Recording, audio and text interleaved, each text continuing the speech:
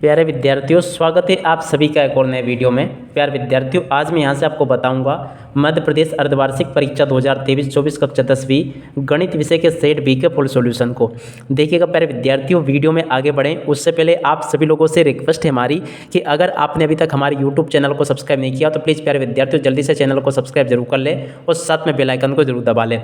देखिएगा प्यारे विद्यार्थियों, A to Z क्वेश्चन बताऊँगा आज मैं यहाँ से आपको। एक भी क्वेश्चन आपका इसमें से बाहर नहीं जाएगा अगर आपने इसको अच्छे प्रकार से समझ लिया तो चलिएगा आप आगे बढ़ते हैं, देखते हैं तो समझते हैं कि आपकी अर्धवार्षिक परीक्षा का पूरा पेपर कैसा आएगा और आप सभी को इसका सॉल्यूशन किस प्रकार से पूरा कंप्लीट कर लेना चाहिए।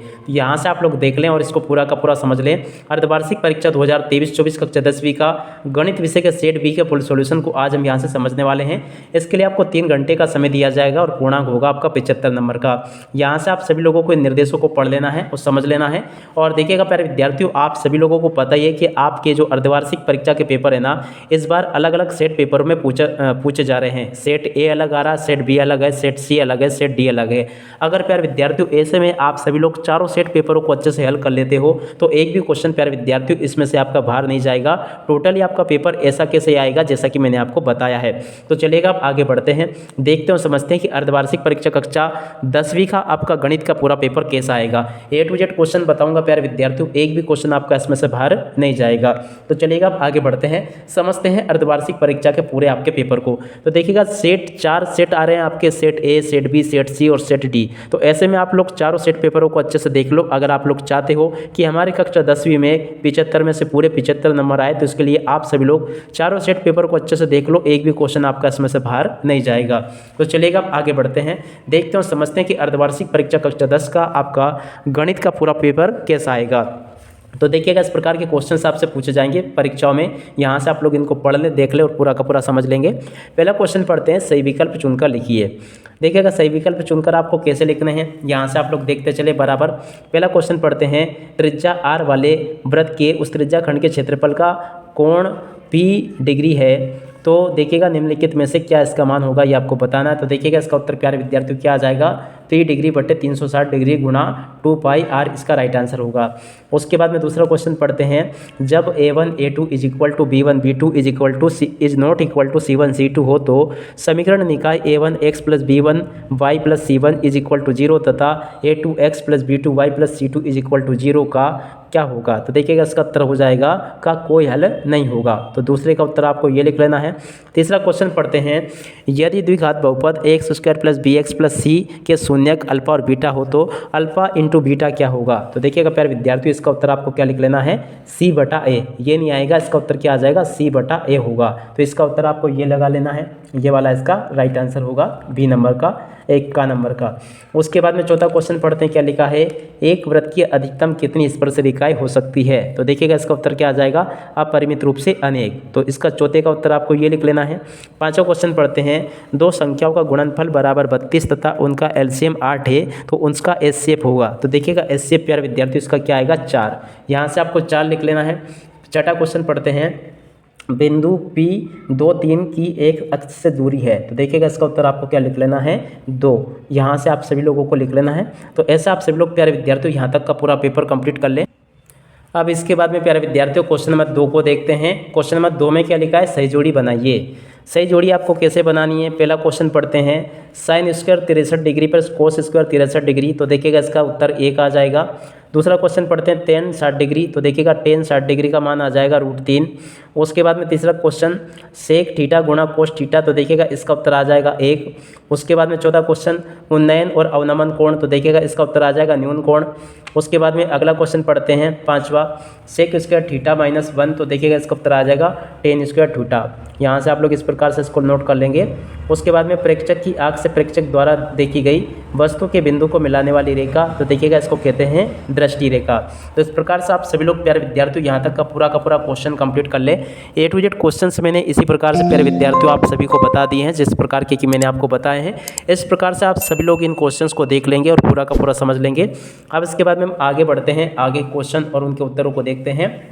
तो देखिएगा आगे के क्वेश्चन ये लिखे हैं, यहाँ से देख ले क्वेश्चन नंबर 2 को, रिक्त स्थानों की पूर्ति कीजिए।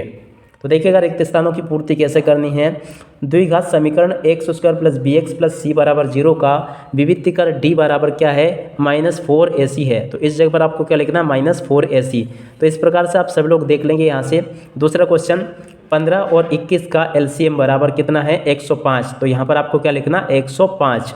उसके बाद में तीसरा क्वेश्चन समांतर श्रेणी का प्रथम पद तथा सार्वंतर प्रथम पद क्या 1 है और सार्वंतर क्या 2 है, तो उसका 10वां पद क्या होगा 20 होगा। यहाँ से आप सब लोग देख लें, इसको पूरा का पूरा समझ लें। उसके बाद में चौथा क्वेश्चन सभी वर्ग होते हैं। तो देखिएगा सभी वर्ग क्या होते हैं समरूप, क्या होते हैं समरूप। अगला क्वेश्चन y अक्ष पर प्रत्येक बिंदु x निर्देशांक क्या होता है 0 होता है। उसके बाद में छठा क्वेश्चन रेखिक बहुपद की अधिकतम घात क्या होती है। तो देखिएगा यहाँ से आप सभी लोगों को लिखना है रेखिक बहु की अधिकतम घात क्या होती है 1 होती है। तो यहाँ से आपको क्या लिख लेना प्यारे विद्यार्थियों 1 होती है। इस प्रकार के क्वेश्चन आप सब लोग लिख लें और पूरा का पूरा समझ लेंगे।